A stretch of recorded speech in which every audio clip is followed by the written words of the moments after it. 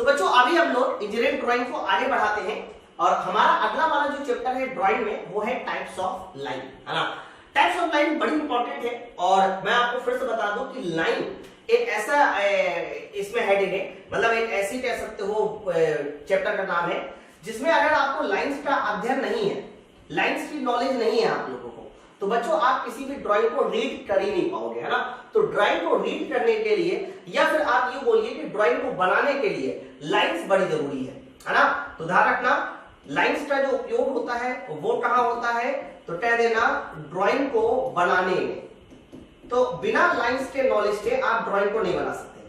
तो ड्राइंग को बनाने में ध्यान रखना हम लोग किसका इस्तेमाल करते हैं, सर लाइंस का इस्तेमाल करते हैं। अब जैसे कि यहाँ देखो सर, यहाँ पर एक ड्राइंग दिखाई दी है, तो ये जो ड्राइंग मैंने आपको दिखाई सर, ये बिना लाइंस का नॉलेज लिए हुए आप इन ड्राइंग को नहीं बना सकते, क्योंकि हर एक लाइन का अपना एक मतलब भी होता है।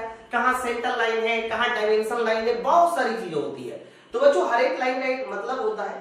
तो लाइन का मेन इस्तेमाल क्या होता है, तो कहना लाइन का मेन इस्तेमाल होता है किसी भी ड्राइंग को बनाने के लिए हम लोग मेनली किसका इस्तेमाल करते हैं, सर लाइंस का इस्तेमाल करते हैं। अच्छा दूसरी बात सुनिए बच्चों, जब हम लोग लाइंस पढ़ते हैं ना, तो लाइंस मेनली कितने तरह की होती है, तो कहते हैं ना मेनली लाइंस 10 प्रकार की होती है। आप लोग को आईटीआई के सिलेबस में जो लाइंस पढ़नी है वो 10 तरह की पढ़नी है ना। तो मैं एक बार लाइन को पढ़ता हूँ। इंजीनियरिंग ड्राइंग में रेखाओं की महत्वपूर्ण भूमिका है। किसी भी मशीन की ड्राइंग को समझने में रेखाओं का ज्ञान होना आवश्यक है। रेखाएं टोटल कितने तरह की होती हैं, तो मेनली ध्यान रखना रेखाएं कितने प्रकार की होती है, 10। बच्चों ये 10 प्रकार आपको ऐसे ही याद करना है। देखो सबसे पहले होगा टाइप ए, इसके अंतर्गत भी 2 लाइनें आती हैं, A1 A2, वो मैं अभी आगे बताऊंगा। तो टाइप ए हो गया, टाइप बी हो गया, टाइप सी हो गया, टाइप डी और टाइप ई। टोटल 5 की हो गए, मतलब ए से लेकर ई तक क्रम से, है ना। और उसके बाद देखिए यहाँ पर टाइप एफ, टाइप एफ के बाद टाइप जी, टाइप एच, एच के बाद अब देखो जे आई जे के यह कहा था हो गया जी एच, आई नहीं होता, आई नहीं होता तो टाइप जे होगा और टाइप जे के बाद बताइए कौन सा होगा, टाइप के होगा। ओके, तो टोटल ये 10 तरह की लाइनें होती है। इस बात को याद रखना, जब भी कभी लाइंस के बारे में पूछा जाए तो टाइप आई की कोई लाइन नहीं होती। ध्यान रखना टाइप आई की कोई भी लाइन नहीं है। तो आप लोग को ये याद रखना है कि A B C D E F G H, I नहीं है, फिर जे और के, टोटल 10 प्रकार की लाइनें होती है। लेकिन लाइनें जब हम लोग खींचते हैं ना, तो लाइनें खींची कैसे जाती है, तो मैं आपको बता दूं, लाइनें मेनली हम लोग 3 तरह की खींचते हैं जब भी कभी ड्राइंग बनाएंगे। एक लाइन होगी जिसको बोला जाएगा थिक लाइन, दूसरी लाइन जो होगी उसको बोला जाएगा मीडियम लाइन, अगली जो लाइन होगी उसको क्या लाइन बोला जाएगा, मीडियम लाइन। और ध्यान रखना तीसरी जो लाइन होगी सर उसको बोला जाएगा थिन लाइन, उसको बोला जाएगा थिन लाइन। तो ड्राइंग बनाते समय हम लोग मेनली जो है 3 तरह की लाइनें इस्तेमाल करते हैं। पहली लाइन होती है जिसको बोलते हैं थिक लाइन। बच्चों थिक लाइन का मतलब ये होता है जिसकी मोटाई, सर जिसकी मोटाई 0.5 mm हो। ध्यान रखना थिक लाइन का मतलब क्या होता है, सर थिक लाइन का मतलब होता है जिसकी मोटाई 0.5 mm, ये थिक लाइन है ना। तो थिक लाइन वो लाइन होती है जिसकी मोटाई 0.5 mm हो। मीडियम लाइन ये हो रही, फिर उसके बाद एक और लाइन होती है जो इससे भी और पतली होती है जिसको हम बोलते हैं थिन लाइन, ये थिन लाइन। तो मेनली 3 तरह की लाइनें होती हैं जो मोटाई के अनुसार बनाई जाती होती है। तो 10 तरह की है, लेकिन मोटाई के अनुसार रखना 3 तरह की लाइनें हम खींचते हैं, थिक, मीडियम और थिन, है ना। बच्चों थिक लाइन वो लाइन होती है जिसका साइज, थिक लाइन वो लाइन होती है जिसका साइज 0.5 mm है। तो जब हमारा साइज 0.5 mm होता है that is called thick line, है ना। मीडियम लाइन, मीडियम लाइन वो लाइन होती है जिसका साइज 0.3 mm हो। तो जब साइज 0.3 mm होता है that is called medium line. और थिन लाइन बच्चों, थिन लाइन वो लाइन होती है जिसका साइज 0.2 mm, 0.2 mm। तो बच्चों ये जो मैंने आपको साइज बताया सर, ये साइज अकॉर्डिंग टू BIS है। ध्यान रखना ये जो मैंने आपको साइज बताया है ये साइज अकॉर्डिंग टू BIS है। तो BIS के अनुसार, और मैंने आपको पहले भी बताया है कि BIS का पूरा नाम क्या होता है, सर BIS का पूरा नाम होता है ब्यूरो ऑफ इंडियन स्टैंडर्ड। तो ब्यूरो ऑफ इंडियन स्टैंडर्ड के अनुसार थिक लाइन 0.5 mm की होनी चाहिए, मीडियम लाइन 0.3 mm की और थिन लाइन 0.2 mm की, है ना। कई बार क्या करता है कि इनमें रेशियो पूछ लेता है, कहता है कि ड्राइंग में जो थिन लाइन बनाते हो उसकी मोटाई में क्या अनुपात होना चाहिए। तो अनुपात भी पूछ ले तो आपको अनुपात भी याद होना चाहिए कि भैया अनुपात का सही उत्तर क्या होना चाहिए।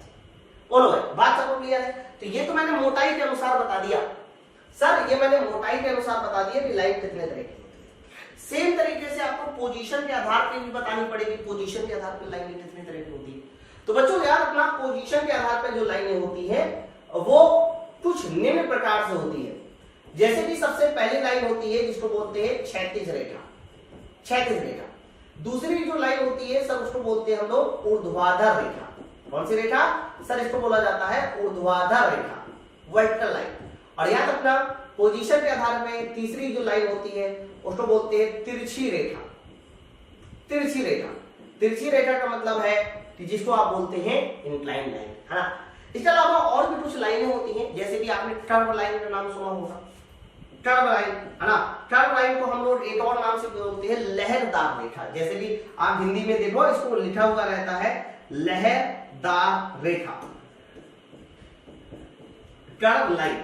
ओके, तो अगर पोजीशन के आधार पर देखा जाए, मतलब वो बनावट के आधार पर देखा जाए कि भैया इसकी बनावट कैसी है, तो आपको 3-4 तरह की लाइनें बतानी है।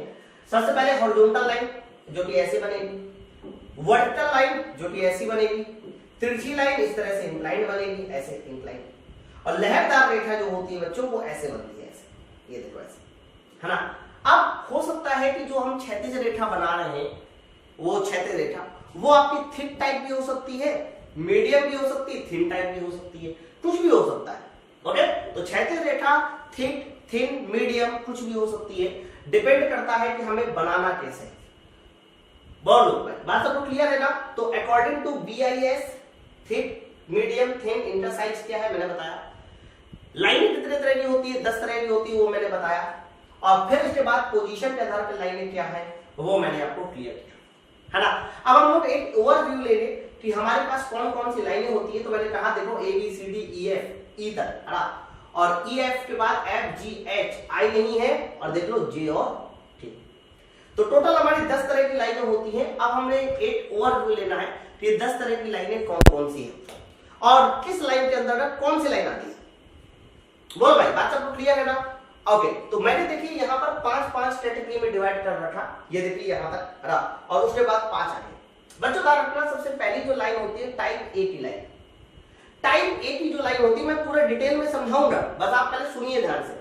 सर इसको मैं एक एक करके भी समझाऊंगा हेडिंग वाइज, लेकिन पहले आपको एक ओवरव्यू लेना पड़ेगा कि पहली लाइन कौन सी होती है। तो सबसे पहली लाइन होती है थिक लाइन, टाइप A की लाइन। बच्चों टाइप A की लाइन जो है वो कॉन्टिन्यूअस थिक होती है। देखो मैं आपको एक और चीज बताऊं, इधर आइए वापस। बच्चों 2 तरह की लाइनें और याद करो, एक होती है कॉन्टिन्यूअस है, एक होती है कॉन्टिन्यूअस। ध्यान रखना, एक लाइन होती है जिसको हम बोलते हैं continuous line. Okay, continuous line. और याद रखना दूसरी जो लाइन होती है सर उस लाइन का नाम होता है डैश्ड लाइन। ये देखो, तो पहली लाइन होती है जिसको बोलते हैं हम लोग कॉन्टिन्यूअस लाइन, दूसरी लाइन होती है जिसको हम बोलते हैं डैश लाइन, है ना। तो कॉन्टिन्यूअस लाइन ये लाइन होती है, ये हमारी कॉन्टिन्यूअस है जो लगातार बने, बीच में गैप नहीं होना चाहिए, that is called continuous line. और अगर डैश लाइन की बात करते हैं कि डैश लाइन क्या होती है, तो डैश लाइन हमेशा छोड़ के बनती है, एक गैप छोड़ के बनती है ना, ऐसे। तो ये हमारी डैश लाइन, ठीक है। तो बच्चों आप गौर से देखिए, तो यहाँ पर कॉन्टिन्यूअस लाइन और डैश लाइन में डिफरेंस है, मतलब क्या डिफरेंस है और भी आगे चलते हम डिटेल पढ़ेंगे, लेकिन पहले तो आपको इतनी बात क्लियर होना चाहिए। अब आगे आएंगे, तो मैंने ये कहा, अब एक चीज और देखो, एक चीज और देखो, A से लेकर जो D तक की लाइनें हैं, गौर से देखिए ना, A से लेकर D तक की लाइनें हैं वो सब कॉन्टिन्यूअस लाइनें हैं। फिर E, F, G, H, J, K, sir ये सारी लाइनें हमारी डैश लाइनें हैं, है ना। तो बच्चों आप लोग इसको भी कहीं पर लिखेंगे, क्या लिखेंगे कि सर देखो आप लोग जो A से D तक की लाइनें पढ़ने वाले हैं, A से D तक की लाइनें, ध्यान रखना A से D तक की लाइनें सर वो कॉन्टिन्यूअस लाइन है। कौन सी लाइन है सर? वो कॉन्टिन्यूअस लाइन है। A से D तक की लाइन कॉन्टिन्यूअस लाइन है। और याद रखना जब हमारा E से शुरुआत हो जाती है तो E, F, G, H, I छोड़ देना, फिर J और K, है ना। तो यहां तक K तक जो लाइनें हैं सर वो हमारी कैसी लाइनें हैं? सर वो हमारी डैश्ड लाइन है। तो कई बार क्वेश्चन आएगा ऐसे कि बताइए इनमें से कौन सी लाइन डैश लाइन नहीं है, डैश लाइन नहीं है, तो वहां कॉन्टिन्यूअस वाला एक ऑप्शन मिल जाएगा। तो ए से डी तक की लाइनें ध्यान रखना कॉन्टिन्यूअस लाइन होती है, जबकि ई से के तक की लाइन हमारी डैश लाइन होती है। अब एक एक करके सुनिए सर। सबसे पहली जो लाइन होती है जिसको बोलते हैं टाइप ए की लाइन, तो बच्चों टाइप ए की लाइन में ध्यान रखना कॉन्टिन्यूअस थिक लाइन होती है। देखो कॉन्टिन्यूअस होगी और थिक लाइन होगी मोटी। मोटी के लिए मैंने आपको पहले ही बता रखा है, इसका जो साइज होना चाहिए वो कितना होना चाहिए, 0.5 mm होना चाहिए। तो कॉन्टिन्यूअस थिक लाइन हमारी 0.5 mm साइज की होती है। इसमें दो लाइनें आती हैं, एक A1 और A2। बच्चा A1 और A2 को हम लोग बोलते हैं विजिबल आउटलाइन, है ना, और इसी को बोलते हैं visible edge. Visible outline, visible edge, ध्यान रखना जो विजिबल लाइन होती है कई बार हम लोग इसको आउटलाइन के नाम से भी जानते हैं और कई बार हम इसको ऑब्जेक्ट लाइन भी कहते हैं, है ना। ये जो विजिबल आउटलाइन है बच्चा इसी का एक नाम और भी होता है, इसी को हम लोग बोलते हैं ऑब्जेक्ट लाइन। कौन सी लाइन, ऑब्जेक्ट लाइन। तो ध्यान रखना टाइप ए में दो लाइनें आएंगी, टाइप ए में दो लाइनें कौन कौन सी होगी, एक A1 होगी एक A2 होगी। A1 क्या होगा, विजिबल आउटलाइन या ऑब्जेक्ट लाइन। A2 क्या होगा सर, A2 होगा विजिबल एज।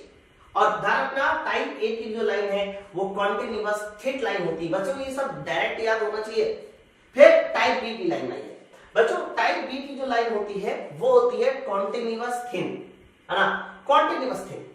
तो जब हम कॉन्टिन्यूअस थिन लाइन की बात करेंगे तो वो लाइन कहलाएगी हमारी sir continuous thin line, type B की लाइन। बच्चों थिन लाइन है तो इसका मतलब मोटाई कितनी होनी चाहिए इसकी, 0.2 mm according to B I guess. इसमें हाथी तो 9 तक की है, लेकिन मेनली आप लोगों को 7 तक याद करना है। मेनली कहां तक याद करना है, 7 तक। और ये बहुत पूछे जाते हैं, है ना। तो A1 A2 याद हो गया होगा। A1 क्या है, विजिबल आउटलाइन। A2 क्या है, विजिबल एज। ओके, तो जहां जहां मैं इंपॉर्टेंट कह दूं वो आप लोग को याद रखना। जैसे कि B1 line, imaginary line of intersection, ये लाइन ऑफ इंटरसेक्शन कहलाती है। B2 को बोलते हैं डायमेंशन लाइन। अभी मैं आगे चल के पढ़ाऊंगा डायमेंशन लाइन क्या होती है, जिससे डायमेंशन बताई जाती है। फिर अगली लाइन होती है जिसको हम बोलते हैं प्रोजेक्शन लाइन। B3 है प्रोजेक्शन लाइन, है ना। B4 को बोलते हैं लीडर लाइन। B5 को बोलते हैं हम लोग हैचिंग लाइन, हैचिंग भी खींची जाती है। और B6 को बोला जाता है outline of revolve section place. Okay, और इसी तरह से B7 होता है शॉर्ट सेंटर लाइन। इसमें से आप लोग ऊपर वाले 5 इंपॉर्टेंट कर लो, नीचे वाले उतने ज्यादा खास इंपॉर्टेंट नहीं है, लेकिन ऊपर वाले 5 एकदम रटे हुए होने चाहिए। कि B1 क्या है sir, imaginary line of intersection, line of intersection. B2 क्या है, डायमेंशन लाइन। B3 क्या है, प्रोजेक्शन लाइन, है ना। बच्चा प्रोजेक्शन लाइन को कई बार हम लोग एक और नाम से भी जानते हैं, इसी प्रोजेक्शन लाइन को हम लोग एक्सटेंशन लाइन भी कहते हैं। ध्यान रखना यही जो हमारा प्रोजेक्शन लाइन है जिसको आपने क्या नाम दिया सर, जिसको आपने नाम दिया B3। ध्यान रखना इसी B3 को हम लोग किस नाम से जानते हैं, एक्सटेंशन लाइन के नाम से जानते हैं। ओके, तो B2 हमारा dimension line, B3 projection line या extension line, B4 leader line, B5 hatching line. B1 से लेकर B5 तक यहां इंपॉर्टेंट है, इसलिए B1 से लेकर B5 आप याद कर लो। बोलो भाई, आप सबको क्लियर है। B1 क्या है, imaginary line of intersection. B2 क्या है सर, डायमेंशन लाइन। B3 क्या है, एक्सटेंशन लाइन। B4 क्या है, लीडर लाइन। और B5 क्या है, हैचिंग लाइन, है ना। चलो आगे। और ध्यान रखना टाइप बी की जो लाइनें होती हैं वो कॉन्टिन्यूअस थिन लाइनें होती है। मतलब ये सारी की सारी लाइनें कॉन्टिन्यूअस थिन होगी। अगर आप डायमेंशन लाइन बनाओगे तो भी कॉन्टिन्यूअस थिन, प्रोजेक्शन लाइन बनाओगे कॉन्टिन्यूअस थिन, एक्सटेंशन लाइन बनाओगे कॉन्टिन्यूअस थिन, है ना। चलो इधर आइए। फिर टाइप सी की लाइन, बच्चों टाइप सी की लाइन में केवल एक ही लाइन होगी, है ना। कई बार हम लोग इसको फ्री हैंड बनाते हैं, ये बच्चा फ्री हैंड लाइन होती है, ध्यान रखना। और इसको हम लोग एक नाम से और जानते हैं, इसको कई बार शॉर्ट ब्रेक लाइन भी कहते हैं। क्या नाम से जाना जाता है इसको, शॉर्ट ब्रेक लाइन, है ना। नाम नहीं लेना, मैं लिख दे रहा हूं, ध्यान रखना। इससे बोला जाता है sir continuous thin free hand, बिल्कुल एकदम सही। और ये लाइन कहलाती है हमारी short break line, short break line. मतलब जब एक छोटे से सेक्शन को काट कर दिखाना होता है तो वहां पर हम लोग ये शॉर्ट ब्रेक लाइन बनाते हैं। अभी मैं एक एक करके सबको डिफाइन करूंगा। और ये लहरदार होती है, तो टाइप सी की लाइन एक लहरदार होती है, शॉर्ट ब्रेक लाइन होती है, continuous thin free hand line. Okay, फिर आगे आ जाता है कॉन्टिन्यूअस थिन विद जिगजैग, ये लॉन्ग ब्रेक लाइन होती है। तो टाइप डी की लाइन लॉन्ग ब्रेक लाइन होती है। जब हम किसी लंबे पोर्शन को दिखाना होता है और मान लीजिए आपके कॉपी में उतनी ज्यादा जगह नहीं है, जैसे कि मुझे 10 मीटर का एक पैमाना बनाना है और आपकी कॉपी में 10 मीटर नहीं है, अब मेरी बात समझो, तो 10 मीटर के पैमाने को बनाने के लिए आप जो है कुछ इस तरीके से उसका सेक्शन बना के दिखा देते हो, ऐसे ऐसे। भले ही ये इसकी लंबाई 10 मीटर ना हो, लेकिन जब आप इस तरह से दिखाते हो तो हम लोग मान लेते हैं कि हाँ भाई इसकी लंबाई 10 मीटर मान ली जाए, है ना, तो वो होती है लॉन्ग ब्रेक लाइन। तो बच्चों सबसे पहले देखो, मैंने टाइप डी तक आपको लाइनें बताई और टाइप डी तक की जितनी भी लाइनें थी सर वो सारी की सारी हमारी कॉन्टिन्यूअस लाइन थी। जैसे कि A line, A type line continuous thick, B continuous thin, C continuous thin with free hand, है ना, D continuous thin with zigzag. अब देखो ओके, ए में क्या था A1 A2, A1 A2 याद कर लो, A1 था हमारा विजिबल आउटलाइन, A2 था विजिबल एज। फिर इसके बाद B में क्या था, B में 7 मेनली होते हैं, लेकिन B1 से B5 तक भी याद करो तब भी आपका काम हो जाएगा। B1 था imaginary line of section, B2 था डायमेंशन, B3 था एक्सटेंशन या प्रोजेक्शन लाइन जिसको बोलते हैं, B4 था लीडर लाइन और B5 था हैचिंग लाइन। ये बी टाइप की लाइनें जो है कॉन्टिन्यूअस थिन लाइन होती है। टाइप सी की लाइनें क्या थी सर, ये शॉर्ट ब्रेक लाइन थी, है ना, लहरदार लाइन थी, कॉन्टिन्यूअस थिन, है ना, विद फ्री हैंड, और कॉन्टिन्यूअस थिन विद जिगजैग ये हमारा लॉन्ग ब्रेक लाइन होती है। यहां तक लाइनें जो थी सर वो सारी की सारी लाइनें हमारी एक तरह की कैसी लाइनें थी, जो थी हमारा कॉन्टिन्यूअस लाइन थी। अब यहां से बच्चा शुरू हो जाती है टाइप ई की लाइन। अपना टाइप ई में हमारे पास इस तरीके से लाइन आएगी डैश लाइन, लेकिन टाइप ई की शुरुआत डैश थिक से हो रही है, देख लो, मतलब अब ये कॉन्टिन्यूअस नहीं है टाइप ई, ये डैश थिक है, पहले शुरुआत थिक से होती है। इसमें दो लाइनें आएंगी, एक हिडन आउटलाइन आएगा, एक हिडन एज आएगा। तो कई बार हम लोग हिडन लाइनें बनाते हैं, छुपी हुई रेखाएं। तो बच्चों ध्यान रखना, जब हम छुपी हुई रेखा बनाते हैं तो वहां पर हमें बहुत सारी लाइनें नहीं दिखाई देती, तो जो दिखाई नहीं देती तो उसको हम डॉटेड बनाते हैं, है ना। तो जब हम लोग डैश या डॉट डैश लाइन बनाते हैं तो वो हमारा E1 और E2 में जाएगा, बस E1 होगा हिडन आउटलाइन, है ना, और E2 हो जाएगा हिडन एज। जैसे वहां A1 A2 थे ना, विजिबल आउटलाइन विजिबल एज, यहाँ E1 है hidden outline hidden as, E1 E2, लेकिन कॉन्टिन्यूअस थे, ये कॉन्टिन्यूअस थे। बच्चों ये हमारा 5 तरह के हो रहे। इसके बाद ये अगला जो है ये डैश थिन लाइन है, जैसे वहां ए था कॉन्टिन्यूअस थिक, बी था कॉन्टिन्यूअस थिन, अब इसी तरीके से ये देखिए हमारा डैश थिन लाइन है। इसमें भी 2 तरह की लाइन होगी, F1 F2, ये भी एकदम वही सेम है, बस इसमें हिडन एज और हिडन एज। देखो यहाँ एक मिस्टेक है, हिडन एज नहीं, दोनों जगह हिडन एज नहीं होगा, एक्चुअली में यहां पर होना चाहिए था हिडन आउटलाइन। क्या होना चाहिए था, हिडन आउटलाइन। तो हिडन आउटलाइन और हिडन एज ये हमारा F1 F2 है। तो बच्चों ध्यान रखना, जो हिडन लाइन होती है या हिडन एजेस होते हैं वो टाइप ई और टाइप एफ में आते हैं, टाइप ई और टाइप एफ में आते हैं। बस ध्यान ये रखना है कि ई में आते हैं कॉन्टिन्यूअस थिक वाले और एफ में आते हैं कॉन्टिन्यूअस डैश थिन वाले, है ना। तो डैश थिन और ई में क्या था सर, ई में था डैश थिक, तो ई में डैश थिक, इसमें डैश थिन। आगे बच्चों जी में वेरी वेरी इंपॉर्टेंट है, G1 G2 G3 ये सारे इंपॉर्टेंट है। G1 को बोलते हैं सेंटर लाइन, बहुत पूछा जाता है कि सेंटर लाइन किस तरह की लाइन में आती है, centre line that is called G1। और G2 देखिए लाइन ऑफ सिमेट्रिसिटी, जब हम लोग किसी भी चीज की सिमेट्रिसिटी दिखाते हैं तब G2 वाली लाइन बनाएंगे। और G3 लाइन बताइए क्या है सर, ये ट्रेजेक्टरी है, जब हम किसी चीज का पाथ बनाते हैं तब हम लोग ये लाइन खींचते G3। सर ये चैन थिन लाइन है। चैन थिन लाइन क्या होती है बच्चा, चैन थिन लाइन का मतलब ये होता है कि एक बड़ा डैश फिर छोटा डैश फिर बड़ा डैश फिर छोटा डैश। तो जब हम लोग एक बड़ा डैश फिर छोटा डैश फिर एक बड़ा डैश छोटा डैश बनाते हैं, that is called chain thin line. और इसमें ध्यान रखना सेंटर लाइन आती है। बच्चों सेंटर लाइन ऐसी बनाई जाती है, एक बड़ा डैश फिर छोटा डैश, एक बड़ा डैश फिर छोटा डैश। फिर इसके बाद आ जाती है कटिंग प्लेन लाइंस, बहुत इंपॉर्टेंट है एच टाइप की कटिंग प्लेन लाइंस। सब कटिंग प्लेन लाइंस जो होती है वो इस तरह से होती है, देखो सबसे पहले एक बड़ा डैश फिर 2 छोटे डैश, बड़ा डैश 2 छोटे डैश फिर बड़ा डैश 2 छोटे डैश, और बीच में ये थिन होती है, बीच में कैसी होती है, थिन होती है। लेकिन किनारे बताइए कट इन प्लेन लाइन कैसी होती है? सर किनारे पर cut in plane line thick होती है, ना रखिएगा। जबकि जो सेंटर लाइन थी, सर सेंटर लाइन जो है वो हर जगह कैसी होती है? सर ये हर जगह थिन होती है, चैन थिन लाइन। ये हर जगह कैसी होती है? Thin line. Cut in plane line ऐसी नहीं, कट इन प्लेन लाइन बीच में थिन होती है और किनारे पर थिक होती है ना, लिखा है ना, चैन thin thick at and and change the direction. ये एरो लगे होते हैं कट इन प्लेन लाइन में। अभी मैं बताऊंगा कट इन प्लेन लाइन का एग्जांपल क्या है। ओके, फिर इसके बाद आ जाता है जे टाइप लाइन। बच्चों जे टाइप जो लाइन है वो चैन थिक लाइन होती है। ये चैन थिक लाइन है। अब चैन थिक लाइन है तो आप साफ साफ देखिए, जिस तरह से जी हमारा चैन थिन था तो ये हमारा चैन थिक है, जे टाइप है। इसमें भी वही सेम चीज है।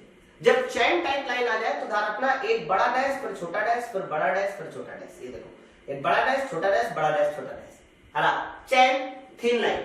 ठीक है, ओके, आगे आइए बच्चों। इसके बाद जो है ना, इसका उतना ज्यादा एप्लीकेशन नहीं है, तो अगर आप ये छोड़ भी दोगे तब भी काम चल जाएगा, उससे परेशान मत होइए। के टाइप में आइए। सर के टाइप में है chain thin double dash line, chain thin double line dash line, यानी ये पूरी थिन है। तो बच्चों एक बड़ा डैश दो छोटे डैश, एक बड़ा डैश फिर दो छोटे डैश, फिर बड़ा डैश फिर दो छोटे डैश, फिर बड़ा डैश, ऐसा। इसमें कौन कौन सी लाइनें आएगी? सर इसमें K1 से लेकर K5 तक लाइनें आती हैं, बट ये लाइन भी उतनी ज्यादा खास इंपॉर्टेंट नहीं है, इनका हम लोग बहुत ज्यादा ड्राइंग में इस्तेमाल नहीं करते हैं, इसीलिए आप इनको भी बस याद कर लो कि K1 हमारा आउटलाइन ऑफ एडजेसेंट पार्ट, इसी तरह से K1 से लेकर K5। ठीक है, अब सवाल ये है कि आपको ये जरूर याद होना चाहिए कि टाइप ए से टाइप के तक जो लाइनें थी, सर वो लाइनें का प्रोसीजर क्या था? याद करो type A. Sir type A जो था, मैं एक बार देखो आपको याद करने की कोशिश कर रहा हूं, फिर से देखो टाइप ए क्या। सर टाइप ए जो था वो continuous thick, continuous thick. Type B क्या था? Continuous thin. टाइप सी क्या था? सर टाइप सी था continuous thin with free hand. Type D क्या था? Continuous thin with zigzag. यहां तक कॉन्टिन्यूअस है ना। फिर टाइप ई क्या है? सर टाइप ई है डैश थिक लाइन, देख लो सर, डैश थिक लाइन।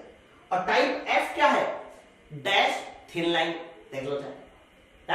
फिर इसके बाद टाइप जी क्या है? सर टाइप जी में ही सेंटर लाइन आई थी, इसे बोला जाता है chain thin line, chain thin line, centre line thin line होती है। फिर टाइप एच में कट इन प्लेन लाइन, इसको बोलते हैं chain thin line and thick at end, बीच में थिन होगा, बीच में थिक, किनारे पे thick, cut in plane line से बोलते हैं। फिर J line chain thick line हो जाती है। बच्चों जे लाइन जो है वो जी का उल्टा है, देखो। और के लाइन जो होती है वो चैन थिन डबल डैश है ना। तो बस ओवरऑल व्यू मैंने आपको दिया। अभी मैं एक एक करके सारी लाइनों एक्सप्लेन करता हूं जो आपके सिलेबस में इंपॉर्टेंट है, लेकिन यही 10 तरह की लाइनें होती है ना। चलो अब आगे आइए बच्चों। सबसे पहली मैंने जो लाइन बताई थी वो आउटलाइन बताई थी, विजुअल आउटलाइन, या फिर आप इसको ऑब्जेक्ट लाइन भी कहते हैं, है ना। तो विजुअल आउटलाइन या ऑब्जेक्ट लाइन, आपसे कोई पूछे कि ये किस तरह की लाइन होती है तो कह देना visual outline, visual object line, ये A1 टाइप की लाइन होती है। कौन सी? A1। बनती कैसे? तो कह देना सर कुछ नहीं, अरे आपको विजुअल आउटलाइन बनानी है ऐसे बना दो, ये विजुअल आउटलाइन हो गई। मोटाई कितने की mm की होती है? 0.5 mm की, 0.5 mm की। ये लाइन होती कैसी है? कॉन्टिन्यूअस थिक लाइन होती है ना। देखो यह बाहरी सीमा या किनारों को दिखाने के लिए प्रयोग की जाती है। यह लगातार मोटी रेखा होती है, यह लगातार मोटी रेखा होती है। अब जैसे कि मान लो आपके सामने कोई ऑब्जेक्ट है ना, आपके सामने ये ऑब्जेक्ट है और इस ऑब्जेक्ट को अगर मुझे शो करना है तो आप देखिए इस ऑब्जेक्ट की ये जो डायमेंशन है ना, ये डायमेंशन, ये डायमेंशन, तो इस डायमेंशन को बनाने के लिए हम लोग क्या बनाएंगे? सर ऑब्जेक्ट या विजिबल लाइन बोलेंगे, यानी जो डायमेंशन दिखाई जा रही है that is called object line या फिर विजिबल आउटलाइन बोलती है ना। ये इसकी मोटाई कितनी होती है? सर इसकी मोटाई 0.5 mm होती है, इस बात को याद रखना। और ये किस टाइप की लाइनें में आती है? तो कह देना ये टाइप A1 में आती है। A2 में क्या था? सर A2 में जो था वो विजिबल एज था, याद करो। तो A2 में जो था वो विजिबल हमारा एज लाइन थी, विजिबल एज। तो विजिबल एज अलग चीज है और विजिबल आउटलाइन या ऑब्जेक्ट लाइन अलग चीज है। तो बच्चों सेकंड लाइन है हमारी हिडन लाइन, है ना। ध्यान रखना ये जो हिडन लाइन होती है ना, ये मैंने आपको बताया था कि ये डैश में होती है, हिडन लाइन जिसको बोलते हैं। बच्चों ध्यान रखना ये हमारी ई टाइप लाइन में भी आता है और एफ टाइप लाइन में भी आता है। अगर मैं आपसे पूछूं कि हिडन लाइन बताइए कौन कौन सी टाइप में आती है, तो कहना जो सर टाइप ई की लाइन थी, ओके, और टाइप एफ की लाइन थी, सर ये दोनों हिडन लाइन में आती है। हिडन लाइन बनती कैसे, तो बच्चों ध्यान रखना हिडन लाइन जो है वो बराबर गैप पर होती है ना, ऐसे आप बराबर गैप पर इस तरीके से, और डैश की लंबाई भी बराबर होती है, तो डैश की लंबाई बराबर होगी और उनके बीच में जो गैप होगा सर वो भी बराबर होगा। तो ऐसी इस तरह से बनती है हमारी कौन सी लाइन, हिडन लाइन। बच्चों ध्यान रखना हिडन लाइन में जो डैश होते हैं उनकी लंबाइयां बराबर होती है। तो पूछा जाता है कि हिडन लाइन में 8 डैश की लंबाई कितनी होती है, तो याद रखना हिडन लाइन में 8 डैश की लंबाई 3 mm होती है, सारे डैश की लंबाई 3 mm होगी। बट ये जो गैप होता है, ये गैप कितना होता है सर, ये गैप होता है 1 mm। तो गैप हिडन लाइन में 1 mm होता है, लेकिन डैश की जो लंबाई है वो 3 mm होती है। सर आपको मैं बता दूं हिडन लाइन का मतलब क्या होता है कि बहुत सारी डायमेंशन ऐसी होती है जिनको आप नहीं देख सकते, तो जिन डायमेंशन को नहीं देख सकते हैं वो ध्यान रखना हिडन लाइन से शो किए जाते हैं, और ये टाइप ई और टाइप एफ में आते हैं ना। तो देखा हुआ है कि इस रेखा का प्रयोग छुपी हुई बीमार को दिखाने के लिए करते हैं, और इसे डॉटेड लाइन भी कहते हैं, है ना। इसे कौन सी लाइन बोलते हैं, डॉटेड लाइन भी कहते हैं। डॉटेड इसी को बोलते हैं, प्रत्येक डॉट की लंबाई या प्रत्येक डैश की लंबाई 3 mm, और गैप बताइए कितना mm होता है सर, गैप 8 mm होता है। तो चित्र में देखिए यहाँ पर मैंने आपको कौन सी लाइन दिखाई है सर, एक तरह की ये हिडन लाइन है, ओके। तो दो तरह की लाइनें हो गई, हिडन लाइन हो गई और विजिबल आउटलाइन हो गई। तीसरी जो लाइन होती है बहुत इंपॉर्टेंट है, इसको बोलते हैं सेंटर लाइन। और अगर आपसे कोई पूछे कि सेंटर लाइन बनती कैसे है, तो कह देना एक बड़ा डैश फिर छोटा डैश, फिर बड़ा डैश फिर छोटा डैश, है ना। तो ये हमारा इस तरह से जो है फिर बड़ा डैश, तो ये हमारी बनती है हमारी कौन सी लाइन, सेंटर लाइन। तो सेंटर लाइन में एक बड़ा डैश होता है, दूसरा छोटा डैश होता है। ये हमारी कौन सी लाइन है सर, ये हमारी सेंटर लाइन है, सेंटर लाइन है। तो एक बड़ा डैश दूसरा छोटा dash, that is called centre line. अब सेंटर लाइन में कई बार तुमसे क्वेश्चन पूछेगा कि बड़े डैश की लंबाई कितनी होती है, तो याद रखना सेंटर लाइन में बड़े डैश की लंबाई 15 mm से लेके 30 mm, इसके बीच में कुछ भी हो सकती है ना। सेंटर लाइन में छोटे डैश की लंबाई कितनी होती है सर, छोटे डैश की लंबाई लगभग 3 से 4 या हो सकता है 2 mm भी कहीं दिखाई दे, वो होती है ना। जबकि ये जो गैप होता है, इस गैप की लंबाई कितनी होती है, तो कह देना ये गैप होता है 8 से 2 mm के बीच का, 8 से 2 mm के बीच का। तो सेंटर लाइन में बड़े डैश की लंबाई, छोटे डैश की लंबाई, और इसके अलावा गैप कितना होता है, ये गैप आपको याद रखना है, ओके। बच्चों जो सेंटर लाइन होती है ना, वो G1 टाइप लाइन में आती है। कौन सी लाइन में आती है, ध्यान रखना ये G1 टाइप लाइन में आती है। एक और खास बात होती है सेंटर लाइन में, सेंटर लाइन में एक बड़ा डैश फिर छोटा डैश फिर बड़ा डैश फिर छोटा डैश, लेकिन जो एंड हो गए, अंत सिरा होगा, यानी स्टार्टिंग और एंड। तो बच्चों स्टार्टिंग और एंड में हमेशा इसमें बड़े डैश होंगे। स्टार्टिंग और एंड में कैसे डैश होंगे सर, बड़ा डैश होगा। बोलो भाई बात सबको क्लियर है ना। अब देखो यहाँ पर एक दो चीजें हैं जो मिस हो रही है, जैसे कि मैं आपको बता दूं, जब इसकी बात करते हैं कि आउटलाइन कैसी लाइन होती है, क्योंकि ये ए टाइप लाइन में आया, और याद करो मैंने आपको कहा था कि ए टाइप जो लाइन होती है वो कैसी लाइन होती है, तो कह देना वो लाइन होती है continuous, continuous OUS, continuous thick line.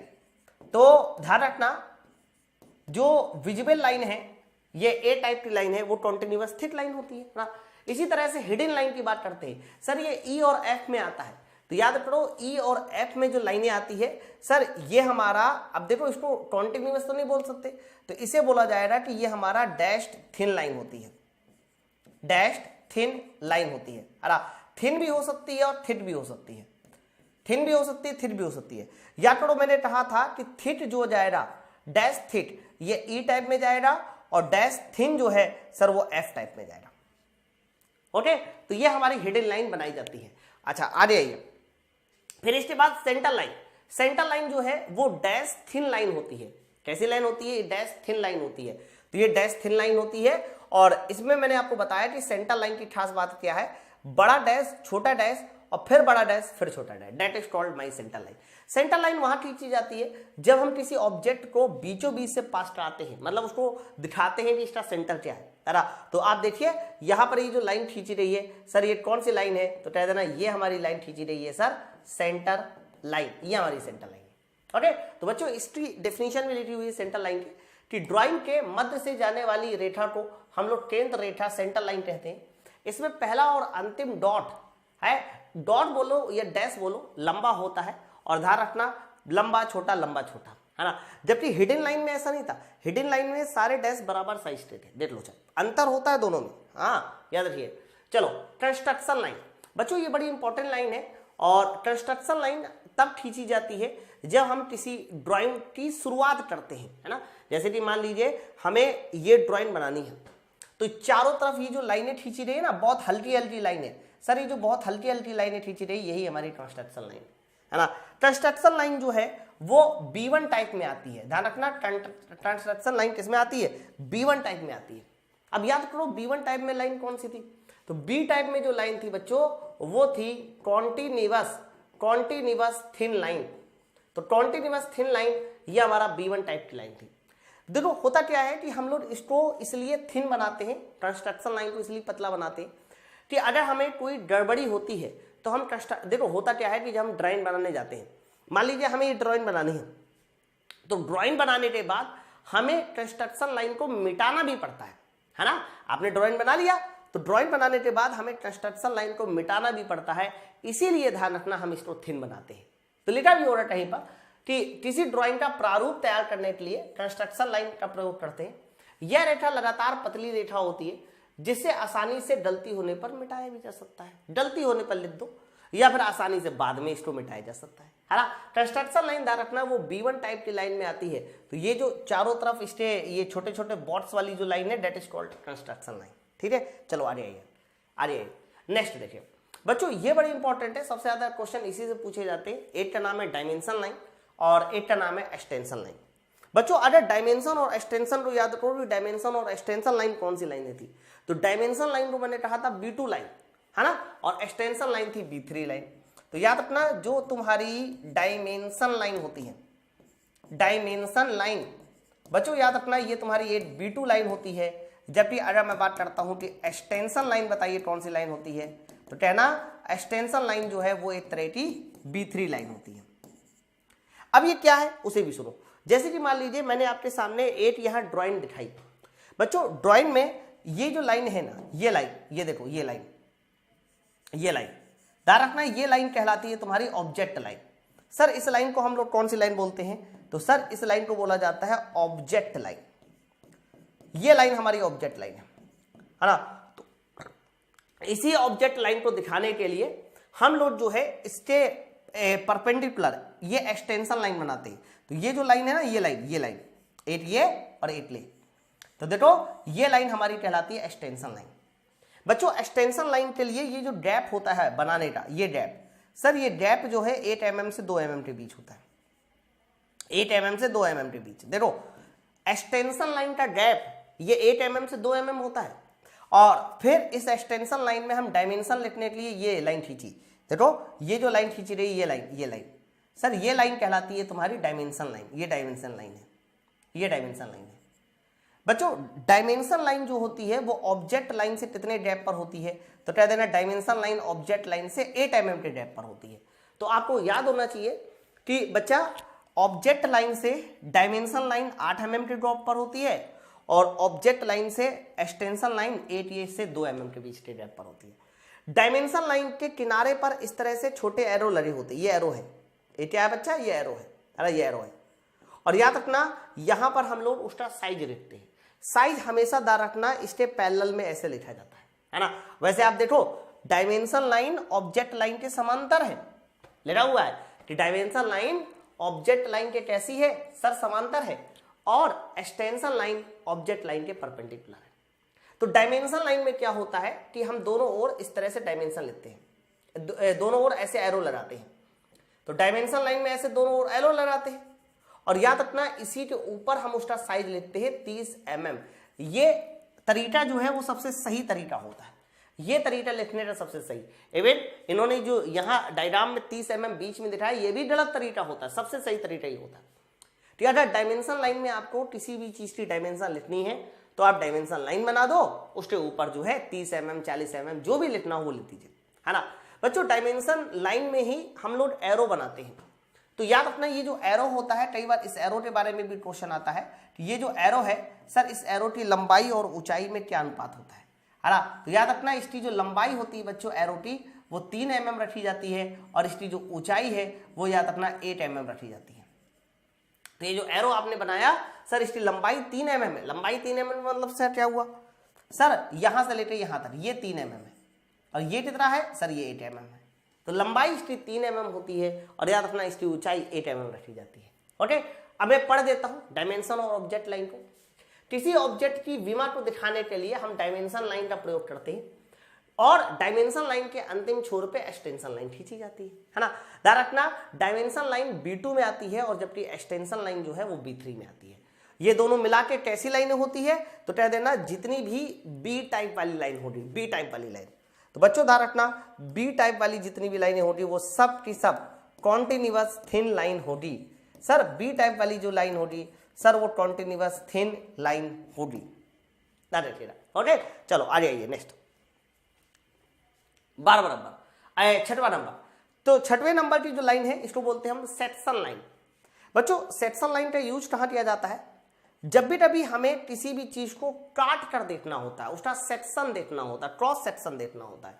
जैसे कि मैंने आपसे कहा कि मेरे पास ये सर्कल है और इस सर्कल को मैंने काट कर देखा, तो बच्चों जब भी कभी किसी भी चीज को हम काट कर देखते हैं उसका सेक्शन बनाने देखते हैं तो वो हमारी कहलाती है सेक्शन लाइन। ये हमारी सेक्शन लाइन है, ये हमारी सेक्शन लाइन है। तो क्रॉस सेक्शन देखने के लिए हम लोग वहां पर जो लाइनें बनाते हैं that is called section line. ये हमारी सेक्शन लाइन है।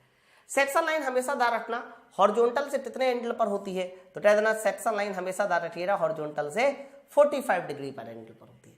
और सेक्शन लाइन आपस में कैसी होती है, तो कह देना सेक्शन लाइन आपस में समांतर होती है, लेकिन क्षैतिज के साथ कितना कोण बनाती है सर, 45 डिग्री का कोण बनाती है। इसी को हम सेक्शन लाइन के नाम से जानते हैं। बच्चों सेक्शन लाइन बताइए किस टाइप की लाइन होती है? तो याद रखना सेक्शन लाइन जो है वो B5 की लाइन होती है। ये B5 कैटेगरी की लाइन होती है सेक्शन लाइन।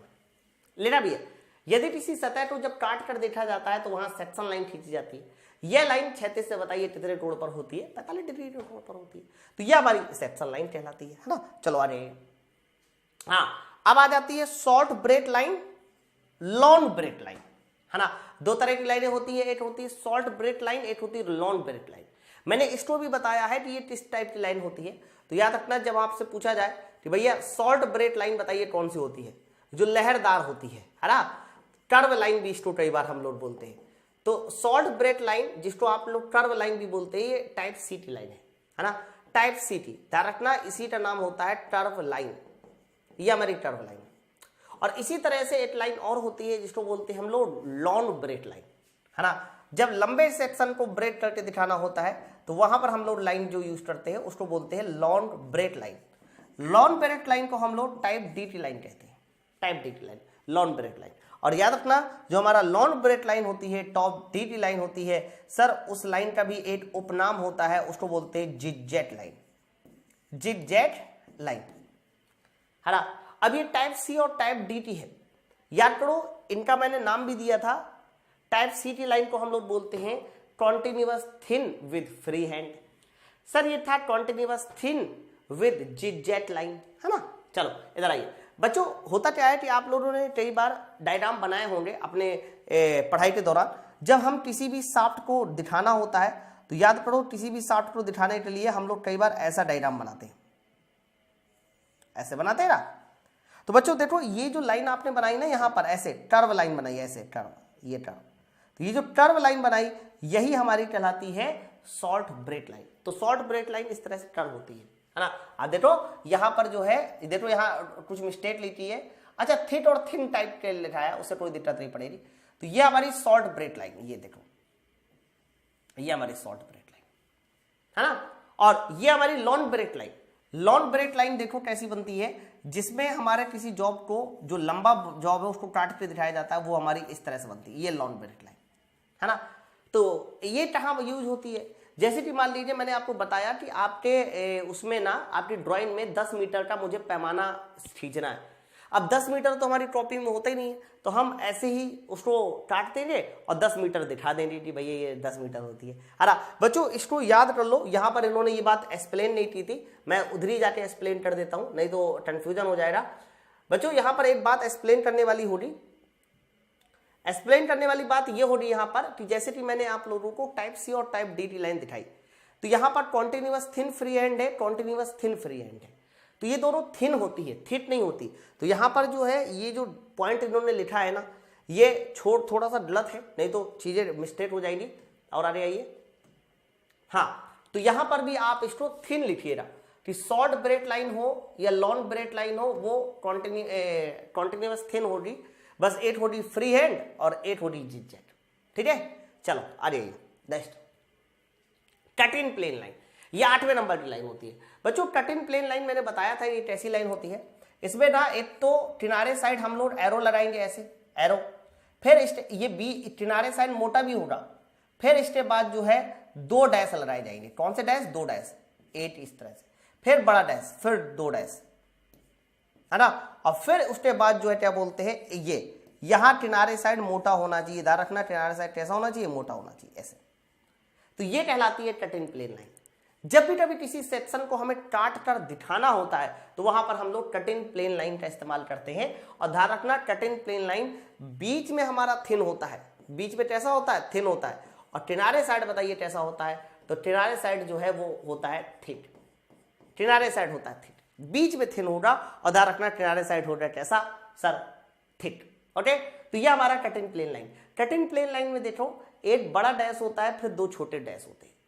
बच्चों ध्यान रखना एक बड़ा डैश 2 छोटे डैश के बावजूद जो है किनारे साइड एरो भी लगाना है। जब किनारे साइड एरो लगाओगे तभी जो है वो माना जाएगा कि हमारा ये कट इन प्लेन लाइन है ना। बच्चों अब मैं इसमें 2-3 चीजें बता देता हूं आप लोगों को, ध्यान से सुनिएगा। सबसे पहले तो इसमें बड़े डैश की लंबाई आपको बतानी होगी। तो बच्चों ये जो बड़ा डैश होता है ना, बड़ा डैश, इसकी लंबाई उतनी ही होती है लगभग 15 से 30 mm के बीच। और ये जो दोनों छोटे डैश है सर, इसकी जो लंबाई होती है वो 2 से 3 mm के बीच होती है। जबकि कट इन प्लेन लाइन में ये जो गैप है ना, ये गैप सर, ये गैप जो है वो 8 से 2 mm के बीच होता है, 8 से 2 mm के बीच होता है। तो ये हमारा कट इन प्लेन लाइन है। कट इन प्लेन लाइन याद करो, मैंने आपको कहा था कि ये H टाइप लाइन में आता है। किसमें आता है सर? ये H टाइप लाइन में आता है कट इन प्लेन लाइन, है ना। चलो आइए नेक्स्ट बच्चों, इसके बाद अगला आ जाता है प्रोजेक्शन लाइन। ध्यान रखना प्रोजेक्शन लाइन वेरी इंपॉर्टेंट है, और प्रोजेक्शन लाइन भी डॉटेड फॉर्म का ही होता है। बस ध्यान रखना ये G3 लाइन में आता है। ये किस टाइप की लाइन में आता है सर? G3।